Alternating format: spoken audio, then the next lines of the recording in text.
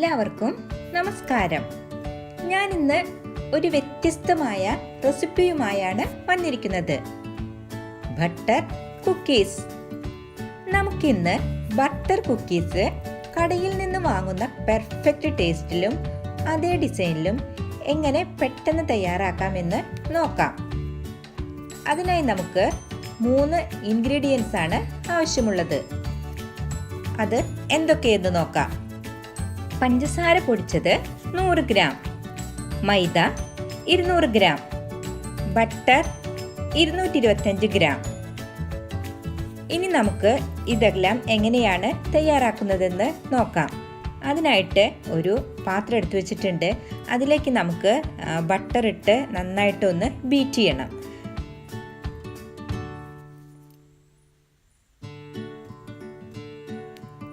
ഇത് നന്നായിട്ട് ബീറ്റ് ചെയ്ത് നല്ല സ്മൂത്ത് ആവണം. അതുവരെയ്ക്കും നമുക്ക് നന്നായിട്ട് ബീറ്റ് ചെയ്ത് ചെയ്യാം.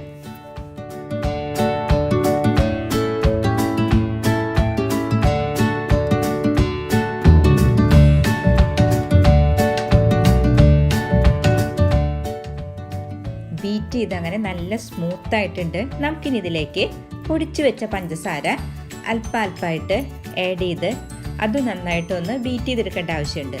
നമുക്ക് അതും ഒന്ന് നന്നായിട്ട് ബീറ്റ് ചെയ്യാം.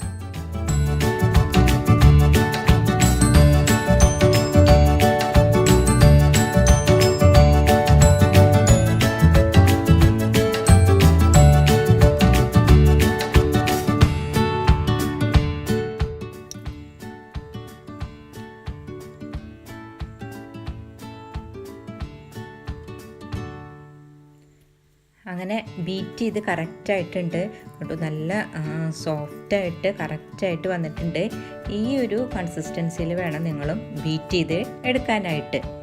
ഇനി നമുക്കിതിലേക്ക് മൈദമാവ് ആഡ് ചെയ്യേണ്ടതുണ്ട്. ഞാൻ മൈദമാവ് 2 പ്രാവശ്യം നന്നായിട്ട് അരിച്ചു വെച്ചതാണ്. നിങ്ങളും ഇതുപോലെ അരിച്ചിട്ട് വേണം ഇതിലേക്ക് ആഡ് ചെയ്യാനായിട്ട്. ഞാൻ അരിക്കണത് കാണിക്കണില്ല, പക്ഷേ നന്നായി അരിച്ചെങ്കിൽ മാത്രമേ അത് നല്ല സോഫ്റ്റായിട്ട് കിട്ടുള്ളൂ. അതുകൊണ്ട് നിങ്ങൾ മൈദമാവ് 2 പ്രാവശ്യമെങ്കിലും അരിച്ചിരിക്കണം. ഇനി നമുക്ക് മൈദമാവ് സ്വല്പമായിട്ട് ആഡ് ചെയ്യാം. മൈദമാവ് ഇട്ടിട്ട് നമ്മൾ കുഴയ്ക്കാൻ പാടില്ല. അതായത് നമ്മൾ ചപ്പാത്തിക്കൊക്കെ കുഴയ്ക്കുന്നത് പോലെ ഒരിക്കലും മൈദമാവ് ഇതിൻ്റെ കൂടെ ഇട്ടിട്ട് കുഴയ്ക്കരുത്. അതിന് പകരമായിട്ട് നമ്മൾ പുട്ടിനൊക്കെ നമ്മൾ പൊടി നനയ്ക്കുമല്ലോ, അതുപോലെ കുറേശ്ശെ ഇതിലേക്ക് ആഡ് ചെയ്ത് നമുക്ക് ബട്ടറിൽ മെല്ലെ മെല്ലെ നനച്ചെടുക്കാം.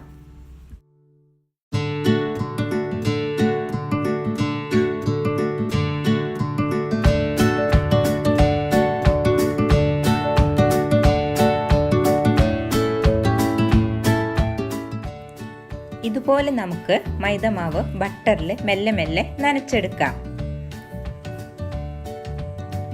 ഞാൻ ഈ ബിസ്ക്കറ്റ് 2 രീതിയിലാണ് തയ്യാറാക്കുന്നത്. ഒന്ന് ഓവനിൽ വെച്ചും അതുപോലെ തന്നെ ഓവനില്ലാത്തവർക്ക് കുക്കറിൽ എങ്ങനെയാണ് തയ്യാറാക്കുന്നതെന്നും കാണിച്ചു തരുന്നുണ്ട്.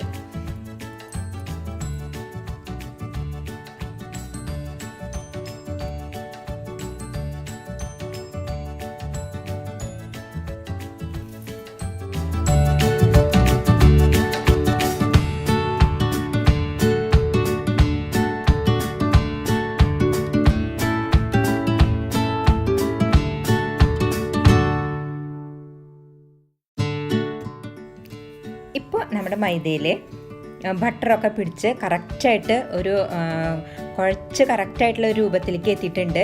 ഇനി നമുക്ക് ഇത് എങ്ങനെയാണ് ബിസ്ക്കറ്റ് തയ്യാറാക്കണമെന്ന് നോക്കാം.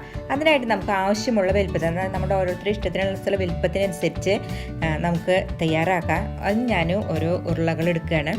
അത് എടുത്തതിന് ശേഷം നമ്മൾ കയ്യിലിട്ടിട്ട് ഒന്ന് മയം വരത്തണം. അതായത് ഒന്ന് ഇങ്ങനെ പിടിച്ച് സോഫ്റ്റാക്കി മയം വരുത്തിയതിന് ശേഷം നമുക്ക് പ്രസ് ചെയ്യാൻ പാടില്ല. ഒന്ന് ചെറുതായിട്ടൊന്ന് ഷേപ്പ് ചെയ്തതിന് ശേഷം ഫോർക്ക് വെച്ചിട്ട് ഒന്ന് മെല്ലെ പ്രസ് ചെയ്യാം. ഫോർക്ക് വെച്ച് പ്രസ് ചെയ്യുമ്പോൾ നമുക്ക് ഡിസൈൻ വരും. അതിനൊപ്പം തന്നെ ഇതൊന്ന് അമർന്ന് ബിസ്ക്കറ്റിൻ്റെ ഷേപ്പ് കിട്ടുകയും ചെയ്യും.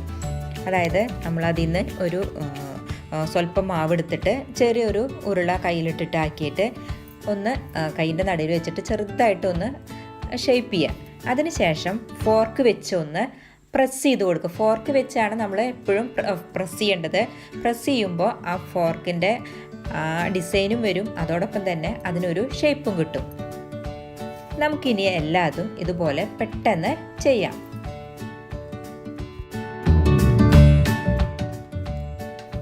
ഒരു ബട്ടർ പേപ്പർ വിരിച്ചതിന് ശേഷം നമുക്ക് അതിലേക്ക് എല്ലാതും റെഡിയാക്കി വയ്ക്കാം.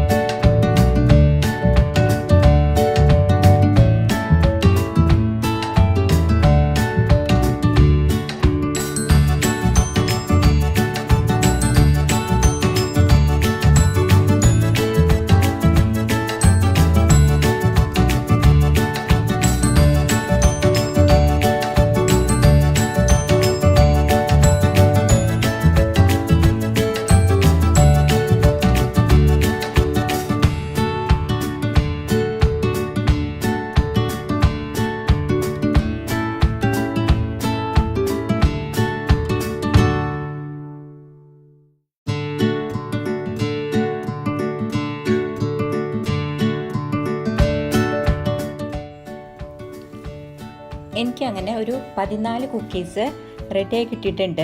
ഇനി ഞാനിത് ബേക്ക് ചെയ്യാൻ വെക്കുകയാണ്. അതായത് ഞാൻ മുഴുവനും വെക്കണില്ല, ഒരു 10 എണ്ണമാണ് വെക്കുന്നത്. ഒരു 4 എണ്ണം ഞാൻ കുക്കറിൽ വെച്ചിട്ട് എങ്ങനെയാണ് അത് വേവിക്കണേന്ന് കാണിച്ചു തരാം.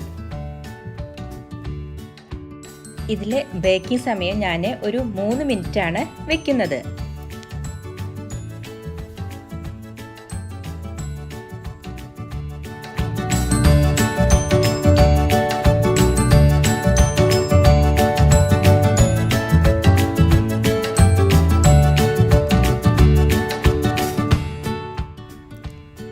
ഇപ്പോൾ 3 മിനിറ്റായി. നമുക്കൊന്ന് എടുത്തു നോക്കാം. അങ്ങനെ നമ്മുടെ കുക്കീസാണ് റെഡി ആയിട്ടുണ്ട്. നമുക്കൊന്ന് പൊട്ടിച്ചു നോക്കാം.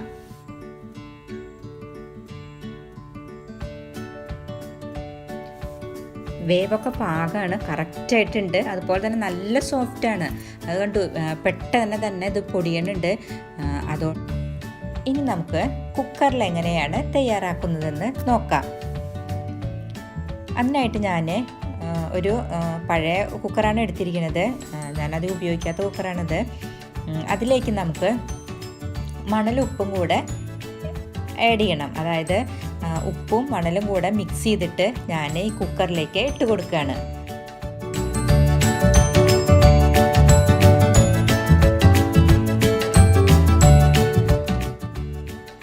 നമുക്കിത് കുക്കറിൻ്റെ എല്ലാ ഭാഗത്തേക്കും ഒന്ന് പരത്തി കൊടുക്കാം. അതിനുശേഷം ഇത് ഫുൾ ഫ്ലെയിമിലിട്ടിട്ട് ഒന്ന് കത്തിക്കാം. നല്ല ചൂടാവണത്. ഇപ്പം നല്ല ചൂടായിട്ടുണ്ട്.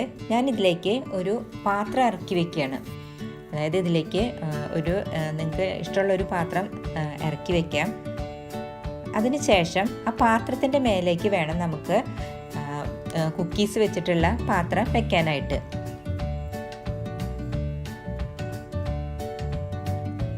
ഇനി നമുക്കിതൊന്ന് അടച്ച് 10 മിനിറ്റ് നേരം വേവിക്കേണ്ടതുണ്ട്.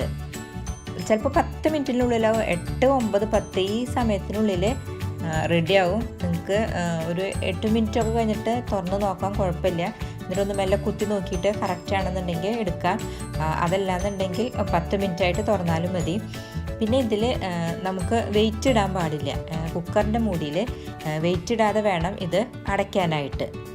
ഇനി നമുക്ക് ഒരു 10 മിനിറ്റിനുള്ളിൽ തുറന്ന് നോക്കാം. ഇപ്പോൾ 8 മിനിറ്റ് കഴിഞ്ഞു. ഞാനൊന്ന് തുറന്ന് നോക്കുകയാണ്. ഇതിപ്പോൾ വെന്തിട്ടുണ്ട്, പക്ഷേ ഒത്തിരി സോഫ്റ്റാണ്. അത് ചൂടാറുമ്പോൾ അതൊന്ന് ഉറച്ചോളും. നമുക്കിനി ഇതൊന്ന് എടുക്കാം. അതായത് നല്ല ചൂടുണ്ട്, അതുകൊണ്ട് നമുക്ക് കൈ കൊണ്ട് എടുക്കാൻ പറ്റില്ല. എന്തെങ്കിലും കൊണ്ട് നമുക്ക് ഇതിൽ പുറത്തേക്ക് എടുക്കാം. അല്ലെങ്കിൽ ഇതിലിരിക്കും തോറും ഇതിൻ്റെ ചൂട് കൊണ്ട് ഇത് ഒരുപക്ഷെ കരിയാനുള്ള ഒരു ടെൻഡൻസി ഉണ്ട്. അതുകൊണ്ട് ഞാനിത് പുറത്തേക്ക് എടുക്കുകയാണ്. ഇപ്പം നല്ല ചൂടാണ്, ഇതൊന്ന് തണുക്കണം. അതിന് ശേഷം നമുക്ക് എടുത്തു നോക്കാം.